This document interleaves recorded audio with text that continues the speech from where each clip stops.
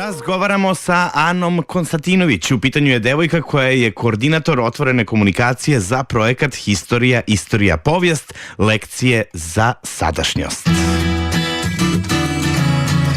Zovemo Anu sada ovde sa Radija 3. Halo. Zdravo, Ana. Zdravo. Čudna si mi nešto, ne znam. Zašto? Navikao sam da imaš promukli glas. Gde je tvoj promukli glas? Tu je u tragovima. Aha, dobro.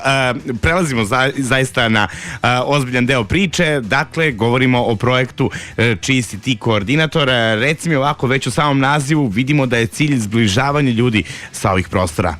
Tako je, naziv Historija, istorija, povijest, lekcije za sadašnjost treba u isto vreme da sugeriše to da mi imamo izdeljene sada narode i izdeljene poglede istoriju, ali da se s druge strane podsjeti na važnost toga da imamo objedinjen pogled kako bi pristup bio objektivan. Ok, kako je nastala sama akcija? Otkud uopšte ideja za ovako nešto? Akcija nastala sa ciljem da predstavimo inovativne tehnike i metode rada koje inače koristi kuća Ane Frank, ali prilagođene za izučavanje naše lokalne istorije. Da ih predstavimo u isto vrijeme i profesorima i nastavnicima, prevashodno u srednjim školama, ali i učenicima sa druge strane. Ok, učenici su verovatno upoznati o čemu se ovde radi, ali hajde malo da ceo projekat predstavimo široj grupi ljudi. Pa s obzirom da smo imali više različitih segmenata projekta, od kojih su neki začivali pravljenje materijala, nagradne konkurse gde su profesori i nastavnici mogli da apliciraju sa svojim predlogom nastavnih planova i da smo nagradili više od 30 njihovih ideja.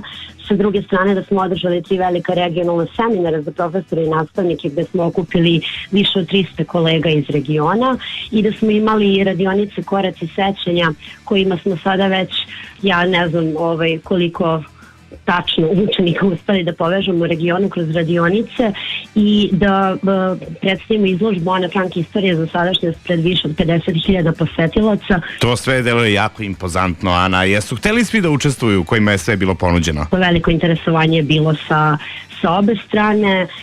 Izložba Ana Frank Historije za sadašnjost i dalje se predstavlja do kraja projekta, do aprila. Biće predstavljena na još nekih 4-5 lokacija u svim zemljama učesnicama projekta. Odlično, sve je počelo pre nekoliko meseci kada se izložba predstavila i u našem gradu. Hvala ti veliko, Ana, jako mi je veliko zadovoljstvo što te znam, pričaš kao prava. Hvala ti i na ovome što radiš i na tome što si pričala za Radio 3.